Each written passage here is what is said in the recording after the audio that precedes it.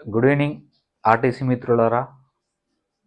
ఆర్టీసీలో డ్రైవర్ సెలక్షన్లో పాల్గొన్నటువంటి మిత్రులకు, ఎవరైతే ఈ డ్రైవర్స్ అండ్ శ్రామిక్స్ టెస్ట్లో పాల్గొని డ్రైవర్స్గా అండ్ శ్రామిక్గా సెలెక్ట్ అయ్యారో వారందరికీ కృతజ్ఞతలు. సో మనం ఎంతగానో ఎదురు చూస్తున్నటువంటి రిజల్ట్స్ ఎట్టకేలకైతే వచ్చాయి. యాక్చువల్గా మన ఛానల్లో నేను అంతకుముందు చెప్పాను క్లియర్ కట్గా. ఫస్ట్ అయితే ముందు ఒక డేట్ ఇచ్చాను, తర్వాత జూలై 28 నుంచి ఆగస్టు 3 మధ్యలో రావచ్చని నేను మన వీడియో చేయడం జరిగింది. కావాలంటే వీడియో కూడా తీసుకొని చూడండి, ఇక్కడ యాడ్ చేస్తాను. సో ఇది మన ఎక్స్పెక్టెడ్ డేట్ అని చెప్పాను ఆల్రెడీ ఇంతకుముందే. సో ఎక్స్పెక్టెడ్ కట్ ఆఫ్ కూడా అంతకుముందు ప్రీవియస్ వీడియోలు చేశాను నేను. 85 నుంచి 92 అని పెట్టాను. సో మోస్ట్లీ మన కట్ ఆఫ్ అనేది రీచ్ అయింది. సో ఓపెన్ కట్ ఆఫ్ అంటే ఆబ్వియస్లీ అది కొంచెం ఎక్కువనే ఉంటుంది, 95 వరకు వెళ్ళింది. సో లీస్ట్ మనకు 85 వరకు కేటగిరీలో కలిపి 85 వరకు వచ్చింది. సో నేను ఎక్స్పెక్ట్ చేసిన కట్ ఆఫ్ అయితే మనకు రీచ్ అయింది ఆల్మోస్ట్ అన్ని డిస్టిక్లలో. సో ఇది date and cut off absolutely match అయినాయి. ఎందుకంటే మిగతా రిజల్ట్ వేరు, ఈ రిజల్ట్ ఎక్స్పెక్ట్ చేయడము అంత ఈజీ కాదు, చాలా కష్టమైన టాస్క్. సో నాకున్న పరిజ్ఞానాన్ని, నాలెడ్జ్ను రంగరించి ఈ కట్ ఆఫ్ తీసుకొచ్చిన యాక్యురేట్గా కట్ ఆఫ్ రీచ్ అయింది. కావాలంటే చెక్ చేసుకోండి, రైట్. సో చాలామంది మిత్రులు మెసేజ్ చేయడం జరిగింది. అయితే ఈ ఫీల్డ్లో అంటే కాంపిటేటివ్ ఫీల్డ్లో 12 సంవత్సరాల అనుభవం అండ్ చాలా ఉద్యోగాలు సాధించిన నేను. అంటే ఈ లెవెల్ వరకు రాలేదు, ఎంత ఎక్స్పీరియన్స్ ఉంటే ఎంత అది ఉంటే ఇంతవరకు రాగలిగిన నేను. మిత్రులు ఏంటంటే పాపం అది అమాయకత్వం, దానికి నేను ఏమనట్లేదు. ఎందుకంటే చాలామందిని నేను చూసిన అమ్ముకున్నారు, అది చేసిర్రు, ఇది చేసిర్రు, మీరు ఈ డేట్ పెట్టిరుగా ఆ డేట్ వరకు వస్తాయా లేదా అంటే నేనేం దేవుణ్ణి కాదు, బట్ నాకు తెలిసిన ఇన్ఫర్మేషన్ మాత్రమే షేర్ చేస్తున్నా, రైట్. నాకు గవర్నమెంట్తో నేను ప్రత్యక్ష కనెక్షన్ లేవు, నన్ను చెప్పమని వాళ్ళు చెప్పలే. జస్ట్ ఈ వీడియోస్ కూడా ఎందుకు చేస్తున్నా అంటే డ్రైవర్ సెలక్షన్లో పాల్గొన్నప్పుడు చాలామంది మిత్రులు మాకు ఇన్ఫర్మేషన్ లేక మేము మిస్ అయినాం సార్, ఒకవేళ తెలిసి ఉంటే బాగుంటుండే సార్ అని అక్కడ చెప్పిర్రు, ఇట్లా చేస్తే బాగుండు కదా సార్, ఒక వీడియో తీస్తే బాగుండు కదా సార్ అని అంటే నేను వీడియోలు తీసిన తప్ప ఎవరి కోసం అని నేను వీడియోలు తీయలేదు. సో వీడియోలు తీయడం వల్ల మాకు టైం వేస్టే కదా. కానీ ఆ వీడియో తీసిన తర్వాత కొందరు మిత్రులు చూసి సరే ఈ వీడియో మాకు చాలా హెల్ప్ఫుల్ అయిందని వాళ్ళు చెప్పినప్పుడు అయితే చాలా ఆనందం అయింది, రైట్. అంటే మన యొక్క నాలెడ్జ్, మనం షేర్ చేసే ఇన్ఫర్మేషన్ ఎదుటి వాళ్ళకు ఉపయోగపడుతుంది. దానివల్ల ఎంతమంది బెనిఫిట్ అయ్యారో నాకు తెలియదు పర్సనల్గా, కానీ కాకపోతే కొంతవరకు అయితే రీచ్ కాగలిగినాము, కొంతవరకు అయితే షేర్ చేయగలిగినాము అనే ఒక తృప్తి అనేది నాకున్నది, రైట్. సో ఇది ఎక్స్పెక్టెడ్ డేటు మనం రీచ్ అయినాము, ఎక్స్పెక్టెడ్ కట్ ఆఫ్ కూడా మనం రీచ్ అయినాము అబ్సల్యూట్గా 100%. అండ్ వాట్ నెక్స్ట్ ఎవరైతే చూడండి, ఎక్కడ కూడా ఏ నోటిఫికేషన్లో కూడా అందరికీ జాబులు రావాలంటే రావు. సో వేకెన్సీలు కొన్ని ఉంటాయి, ఆడ పోటీ పడేటోళ్ళు చాలామంది ఉంటారు. ఎస్పెషల్గా ఈ డ్రైవర్ శ్రామికులు అయితే చాలా తక్కువ when compare to government jobs. మిగతా గవర్నమెంట్ జాబ్స్తో పోలిస్తే ఈ డ్రైవర్ శ్రామికులు అయితే మీరు పోటీ పడేది చాలా తక్కువ. ఏదో గ్రూప్ 1 చూడండి, గ్రూప్ 2 చూడండి, గ్రూప్ 3 చూడండి, పోలీసు ఇలాంటి నోటిఫికేషన్ చూడండి, పోస్టులు ఏమో చాలా తక్కువ, అప్లికెంట్స్ ఏమో లక్షలలో ఉంటారు. మరి వాళ్ళు కూడా మన లెక్కల బాధపడరు కదా. సో నెక్స్ట్ ప్రయత్నిస్తారు, వాళ్ళ యొక్క లెవెల్ని తెలుసుకుంటారు. సో వచ్చిన వానికి ఎందుకు వచ్చింది, నాకెందుకు రాలేదు అని అర్థం చేసుకుంటారు. ఫస్ట్ ఎవరికైనా రిజల్ట్లో మన పేరు లేనప్పుడు అది డైజెస్ట్ చేసుకోవడానికి కొంచెం హార్డ్గానే ఉంటుంది. అయ్యో నాకు రాకపోయే, మిగతా వానికి వచ్చే, వాడు ఏం చేసిండో ఎట్లా చేసిండో అని ప్రతి వాళ్ళు ఆలోచిస్తారు. నేను ఎప్పుడు కూడా నాకెందుకు రాలేదు, ఎదుటోనికి ఎందుకు వచ్చిందని ఆలోచించలేదు. జస్ట్ నాకు తప్పేముంది అక్కడ, నేను ఎందుకు సెలెక్ట్ కాలేదు అని ఒక 2-3 రోజుల తర్వాత, ఒక వారం తర్వాత తేరుకొని వెరిఫై చేసుకొని వాటి మీద వర్కౌట్ చేసి ఇక్కడ దాకా వచ్చింది. కానీ వాళ్ళు అమ్ముకున్నారు, నాకు రాలేదు, నాకు వచ్చేది జాబు, అట్లా ఎప్పుడు కూడా ఏ ఒక్కరితోని నెగిటివ్ అయితే ఎప్పుడు కామెంట్ చేయలేదు, రైట్. సో అది కామెంట్ చేయకూడదు, అది తప్పు, రైట్. అయితే ఇక్కడ చూడండి, ఒకటి మనం ఒక పర్టికులర్ జాబ్కు సెలెక్ట్ కాకపోతే అది మన తప్పు కాదు. మనం ఎఫర్ట్స్ ఎంతవరకు ఇచ్చినామో అది వెరిఫై చేసుకోవాలి.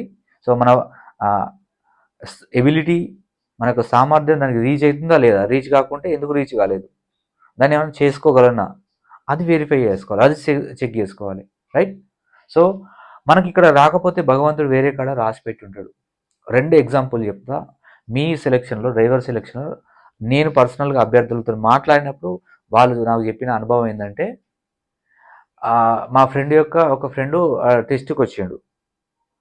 అయితే ఆయన యొక్క బ్యాక్గ్రౌండ్ ఏంటంటే, ఆయనకు వాళ్ళ డిస్టిక్లో వాళ్ళ ఊళ్ళోనే మంచి వెల్డింగ్ షాప్ ఉంది, మస్తు గిరాకీ అవుతుంది, ఆయనకు నెలకు లక్ష పైన సంపాదగలుగుతాడు, మంచి పలుకుబడి ఉంది.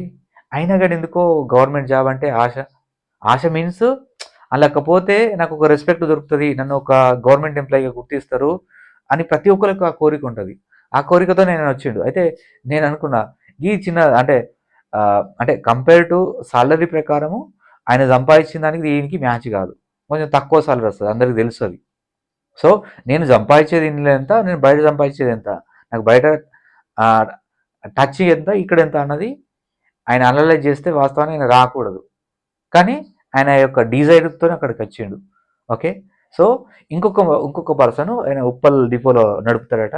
ఆయన పర్సనల్గా చెప్పిండు, సార్ నేను ప్రైవేటు హైరింగ్ బస్ నడుపుతా ఆర్టీసీలోనే, నేను ఇక్కడికి వచ్చిన, వాస్తవానికి ఆయన డ్రైవింగ్ కూడా బాగా కొట్టాడు. ఆయన ఏం చెప్పిండు ఒక విషయం ఏంటంటే, ఒకవేళ నాకు రాకుండా నేను బాధపడ సార్, వస్తే ఓకే, అది కూడా వచ్చినా కూడా నా ఉప్పల్ డిపోలో నా ఏరియాలోనే వస్తే నేను చేస్తా, లేకుంటే నేను చెయ్య. ఎందుకు అని అడిగిన. అందరికి ఇంత దీనికోసం కష్టపడతారు కదా, నువ్వెందుకు అట్లా చేస్తున్నావు అని అట్లా అంటున్నావు అంటే, అవును సార్ వాస్తవమే. సో ఇలా వచ్చే సాలరీ ఎంత, సో ఒకవేళ నాకు ఈ గవర్నమెంట్ జాబులా నేను ల్యాక్ కాకపోతే నేను ప్రైవేట్లో ఒకరోజు ఇది నడుపుతా, తెల్లారి ఇంకోది ప్రైవేట్ది కూడా నడుపుతా. సో నాకు మంత్లీ ఇన్కమ్ ఇంత వస్తుంది అంటే ఒక పెద్ద మొత్తం వస్తుంది.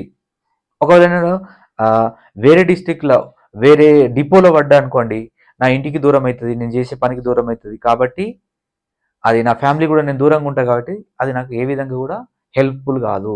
సో ఒకవేళ నేను ఈ డిపోలోనే సెలెక్ట్ అయితే ఓకే, లేకుంటే వేరే డిపోలో సెలెక్ట్ అయితే నేను చెయ్య. సో అంత పర్ఫెక్ట్ క్లారిటీ ఉన్నాడు. సో మిత్రులారా, ఎవరైతే ఈ జాబ్లో సెలెక్ట్ కాలేదో బాధపడాల్సిన అవసరం లేదు. నేను అంతకుముందే నా ప్రీవియస్ వీడియోలో చెప్పిన, ఇంకా వేరే నోటిఫికేషన్లు వస్తాయి. ఆల్రెడీ పోలీస్ నోటిఫికేషన్ వచ్చేసింది. పోలీస్ నోటిఫికేషన్లో పీటీఓ డ్రైవర్లు కూడా మనకు వేకెన్సీలు ఉన్నాయి. 20 పోస్టులు వేకెన్సీ ఉన్నాయి.